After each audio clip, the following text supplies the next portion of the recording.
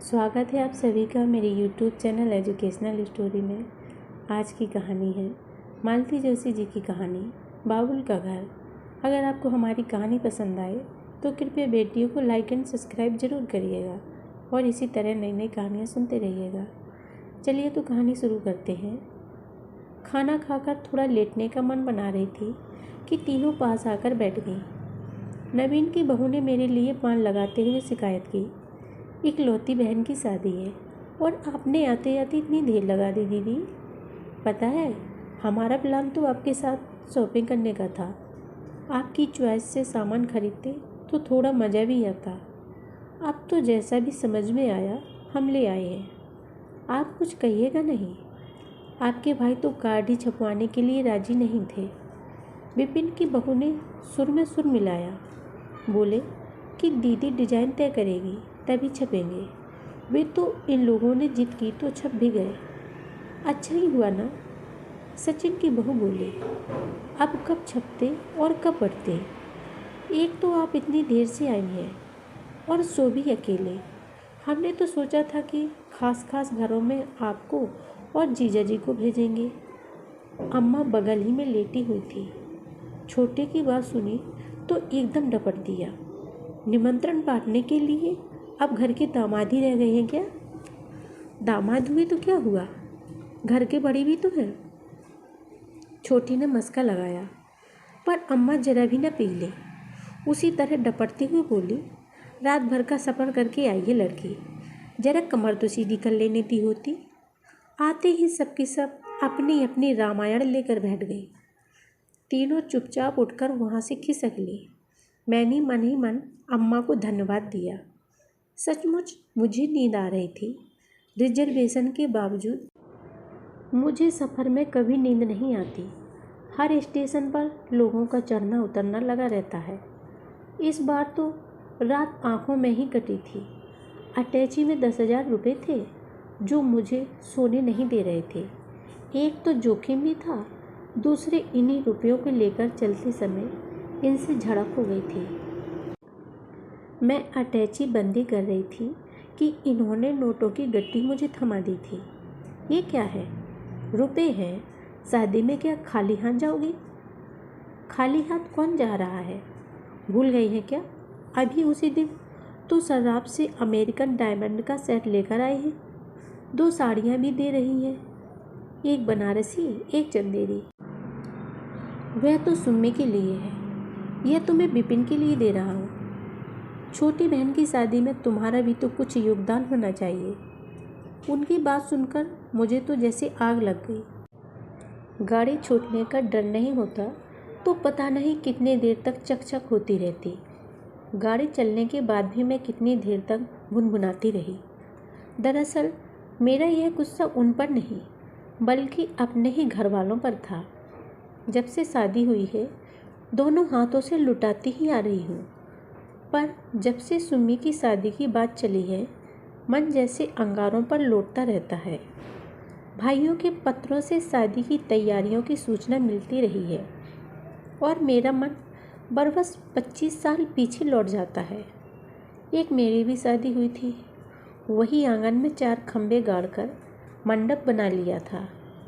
मोहल्ले की एक पुरानी धर्मशाला में बारात टिका दी गई थी। पत्तलों पर सबको खाना खिलाकर विदा कर दिया था। कार्ड्स वार्ड्स का तो चक्कर ही नहीं था। बस सबको कायदे से पीली चिट्ठी भेज दी गई थी। अब तो बड़ी खूबसूरत कार्ड्स छपे हैं, अंग्रेजी के अलग हिंदी के अलग। स्थानीय लोग हैं फिर भी उनके लिए होटल में कमरे बुक किए गए हैं। शादी के लिए हॉल किराए पर लिया गया है। बाकायदा रिसेप्शन के कार्ड्स अलग से लगाए गए हैं। उन लोगों की कोई मांग नहीं है, बस चाहते हैं कि शादी ठीक से हो। सुमी ने अपनी भाभी ससुराल की पैरवी करते हुए लिखा था। पत्र पढ़कर मुझे बहुत ताव आया था। अच्छी शादी का भी कोई तयशुदा पैमाना होता है क्या। हम अपनी जान भी निकाल कर रख दें और आपको पसंद ही ना आए तो। यहाँ आकर देखा, सचमुच सबने मिलकर जमकर तैयारी की है। बड़े शौक से मुझे आते ही सारा सामान दिखाया गया।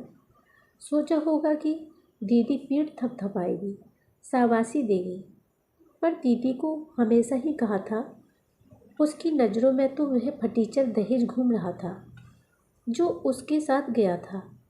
उसे लेकर कितनी बातें सुननी पड़ी हैं, इसका कोई हिसाब नहीं है।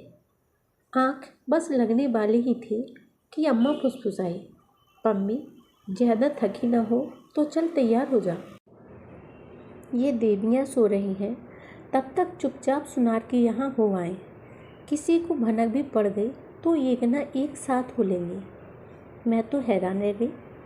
आरती में 5 पैसे भी चढ़ाने होते हैं तो अम्मा को बेटे बहुओं के आगे हाथ पसारना पड़ता है, और अब वह सुनार के यहाँ सबसे छुप कर जा रही हैं। कुछ बेचने जा रही हैं क्या? पर अब तो बेचने के लिए भी कुछ भी नहीं बचा है। नाक, कान, हाथ पैर सब तो खाली हो गए हैं। अम्मा ने सचमुच किसी को भनक नहीं पड़ने दी। दरवाजे से बाहर निकलते हुए बस विपिन के बेटे को जता दिया कि जरा बाजार जा रहे हैं, देर हो सकती है। घर से बाहर निकलते ही मैंने रिक्शा रोक लिया। रिक्शे में चढ़ते हुए अम्मा बोली, इसीलिए तो सब तेरी बाट जोह रही थी। मतलब जानती है ना कि दीदी के साथ बाजार जाने से सवारी की सुविधा हो जाती है। मिठ बोली है तो क्या हुआ, तीनों की तीनों बड़ी काइयाँ हैं।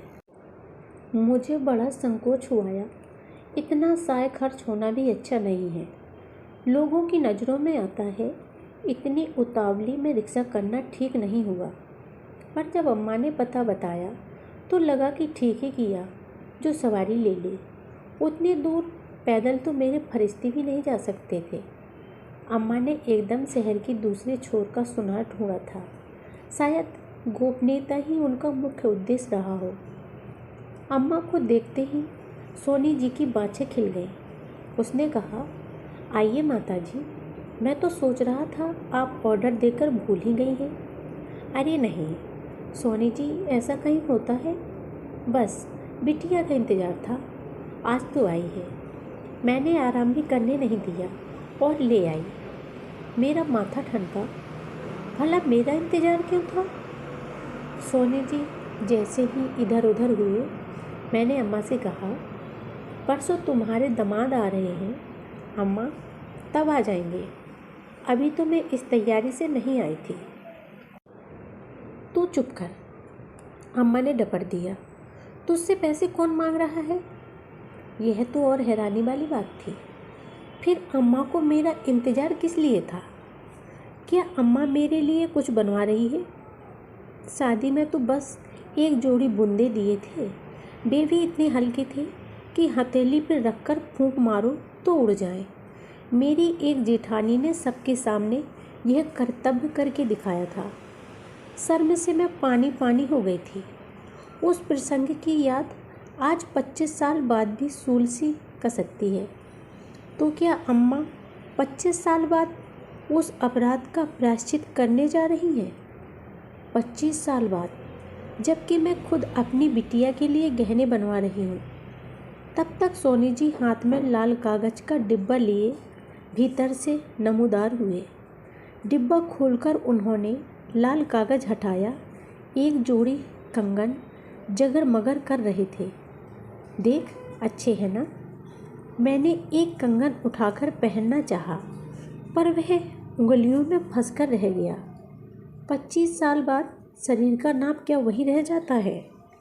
अम्मा भी तो गजब करती हैं, बनवाने से पहले नाप तो मंगवा लेती। अम्मा, यह तो छोटे हैं। नहीं बहन, सोनी जी बोले, बिल्कुल नाप से बने हैं। बल्कि लाली तो परसों देख भी गई थी, बिल्कुल ठीक आए थे। लाली कौन? अपनी सुम्मी रे। मन एकदम बुझ सा गया। तो कंगन सुम्मे के लिए बन रहे हैं, फिर मुझे साथ में लाने की क्या ज़रूरत थी? पर मुझे ज़्यादा देर तक सोचना नहीं पड़ा, क्योंकि सोनी जी बिल पर लिखने के लिए मेरा नाम पूछ रहे थे। मैंने विस्मय से अम्मा की ओर देखा। उन्होंने मुझे चुप रहने का इशारा करके खुद ही मेरा नाम बता दिया, और जब तक सोनी जी बिल बना रहे थे, चुपचाप नोटों की एक गड्डी मेरे हाथ में सरका दी। मैंने नोटों का वह बंडल ठीक से देखा भी नहीं और यंत्रवत सोनी जी को थमा दिया। उन्होंने रुपयों को सिर से छुआ कर सरसरी तौर पर गिना और पेटी में डालते हुए बोले, वाह बहन, आप बहुत पुण्य का काम कर रही हैं।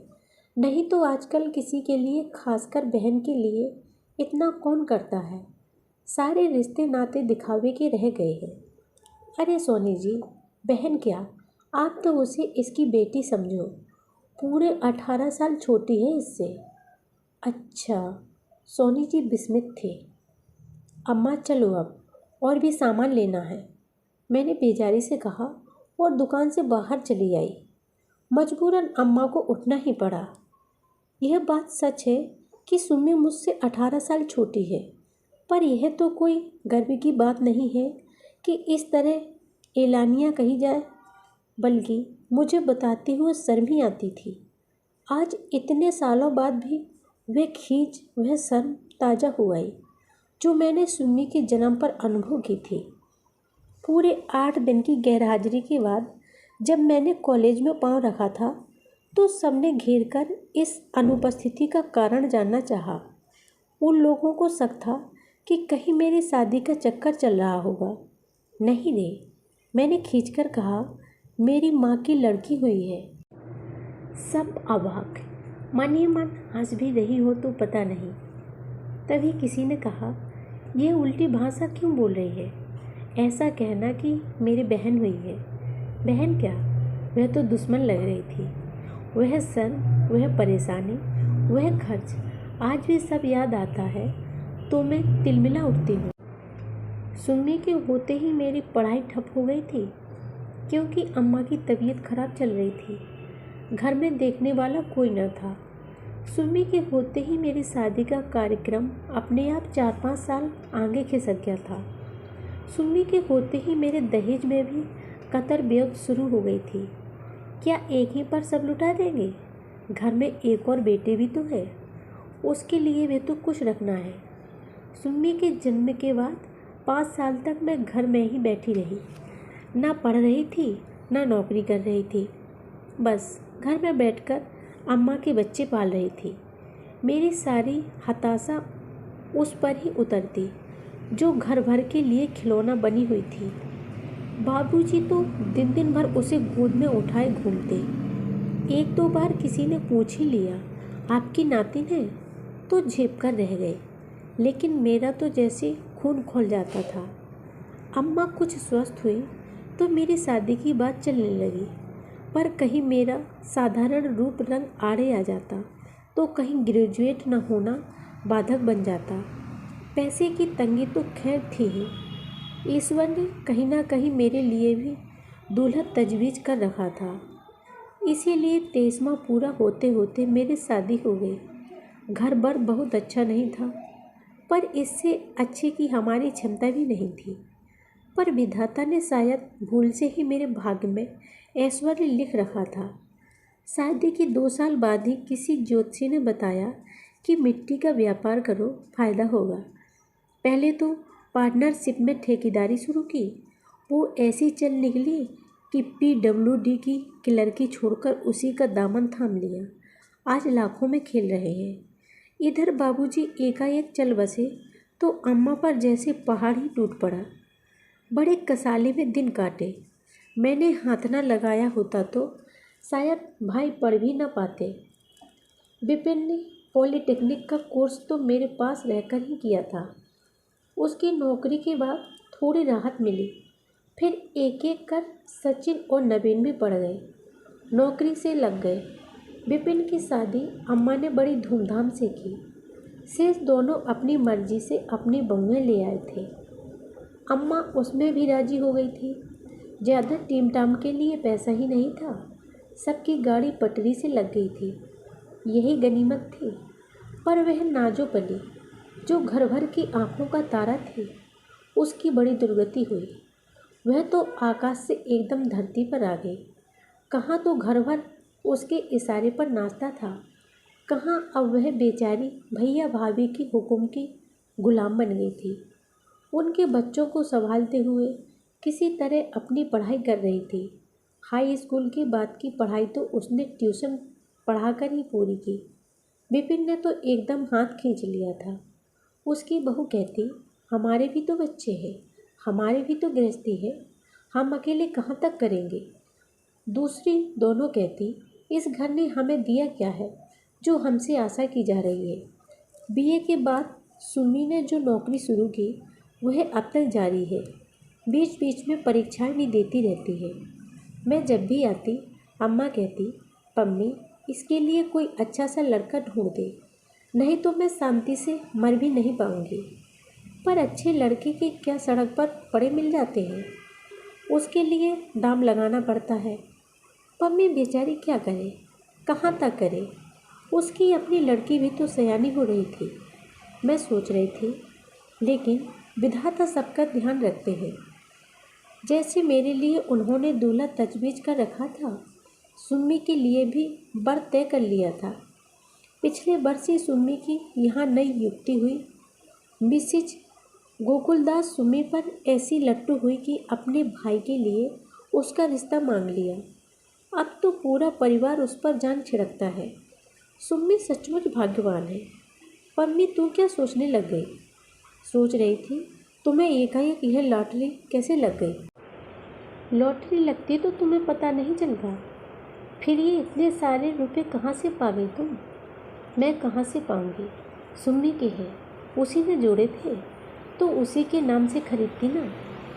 मेरा नाम बीच में घसीटने की क्या ज़रूरत थी? अरे चोरी से जोड़े हैं, तनख्वाह तो पूरी बड़की झपट लेती थी। 5 पैसे की बढ़ोतरी भी होती तो उसे पहले खबर लग जाती। फिर ये रकम बड़े गोरख धंधे करके जोड़ी है। रात रात भर जागकर कुंजियाँ लिखी थीं, दूसरों की नोटबुकें टाइप करी थीं, खाली घंटों में ट्यूशनें पढ़ाई थीं। कहती, अम्मा ये सब मैं तुम्हारे लिए कर रही हूँ, किसी दिन मेरी शादी हो जाएगी तो तुम पाई पाई को तरस जाओगी। ठीक ही कह रही थी। और तुमने उसकी गाढ़ी कमाई एक ही दिन में खर्च कर दी। किसी तीसरे के लिए तो नहीं की, उसका पैसा उसी के लिए लगा रही हूँ। पर तुम तो कंगाल हो गई ना। मैं तो हमेशा से कंगाल थी रे। अब बुढ़ापे में अमेरिका स्वांग कहाँ से पालूंगी?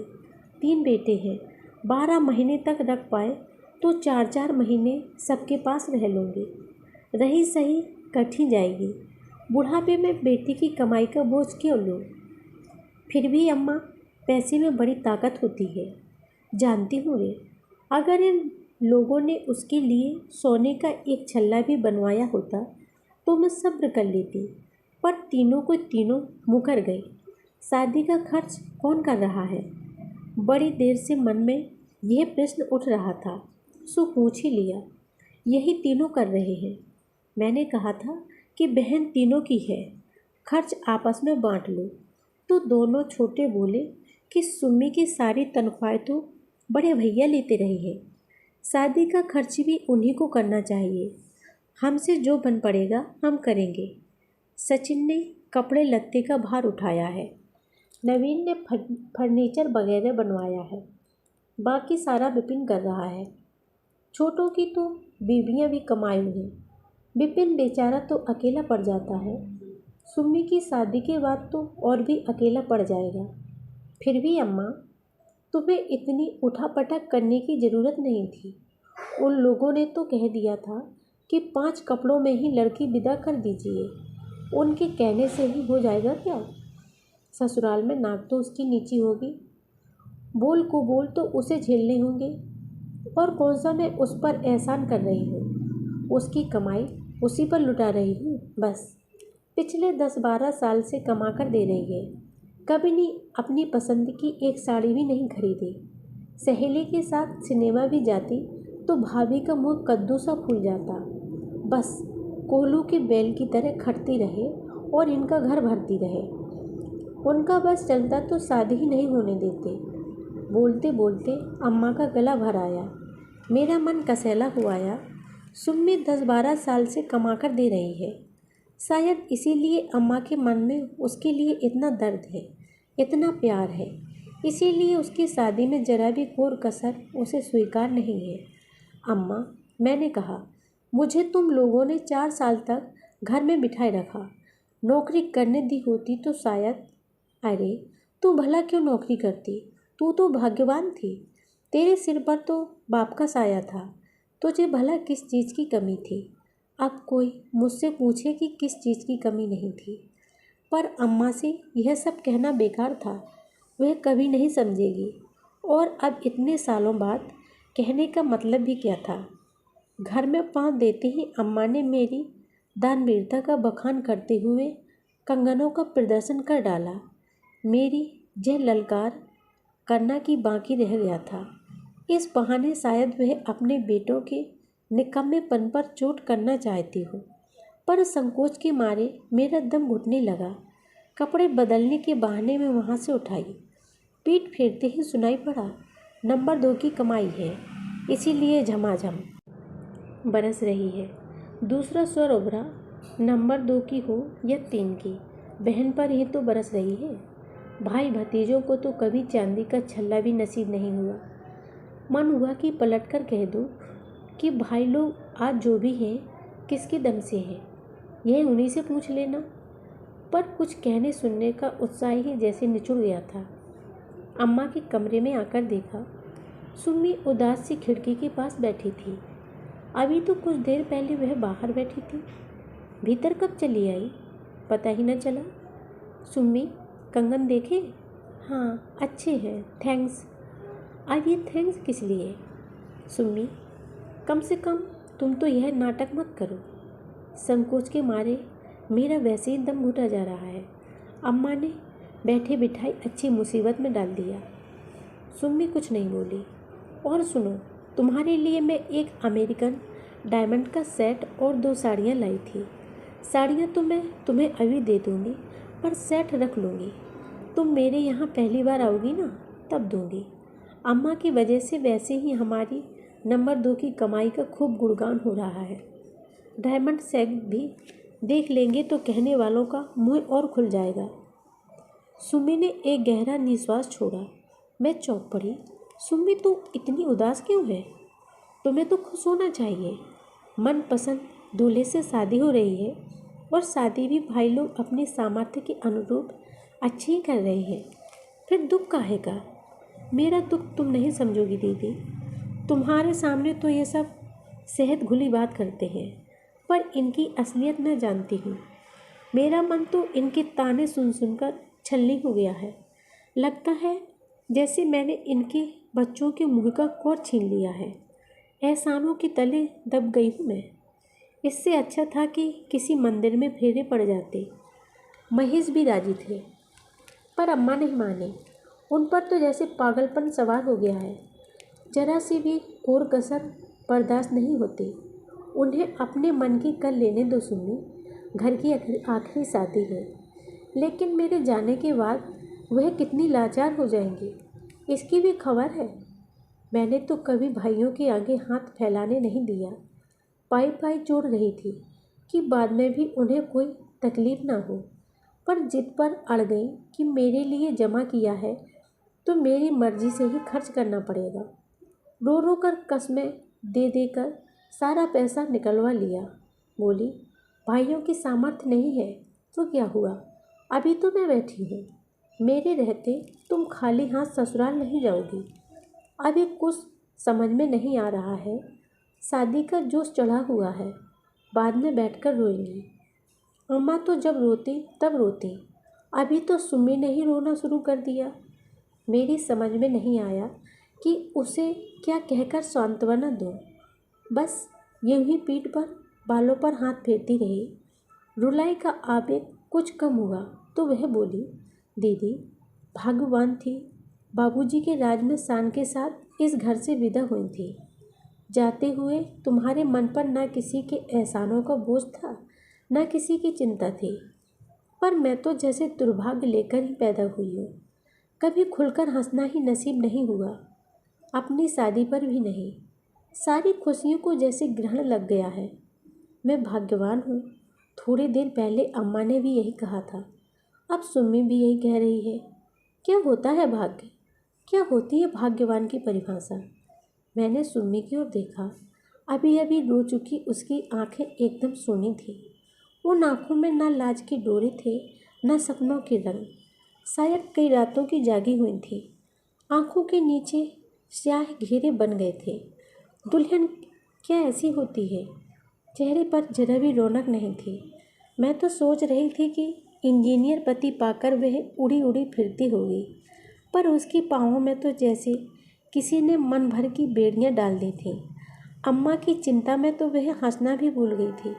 शादी के वक्त लड़कियों पर कैसा निखार आ जाता है, पर इसका तो अपना चंपई रंग भी मटमैला पड़ गया था। और हैरत की बात तो यह थी कि घर में किसी को इसकी चिंता नहीं। सब अपने अपने हिसाब किताब में व्यस्त। मैं भी तो उन सबसे अलग कहाँ हूँ। जीवन में पहली बार सुम्मी के लिए मेरे मन में ममता जागी। उसके बालों पर हाथ फेरते हुए मैंने कहा, सुम्मी, तेरे जीजा जी ने तेरे लिए 10,000 रुपये भेजे थे। मैंने सोचा था कि बिपिन को दे दूँगी। अम्मा अगर पहले से थोड़ा इशारा करती तो कंगन के दाम मैं ही दे देती। पर खैर कोई बात नहीं, ये रुपए तुम अम्मा के नाम जमा कर दो और चिंता से मुक्त हो जाओ। हर महीने इन्हें कुछ न कुछ मिलता रहे, ऐसी व्यवस्था कर देना। हारी बीमारी का न सही, पूजा पाठ का खर्च तो चल ही जाएगा। पहली बार मुझे लगा कि सुम्मी के चेहरे का तनाव कुछ कम हुआ है और लगा कि हंसी की एक हल्की सी किरण बस फूटने को ही है।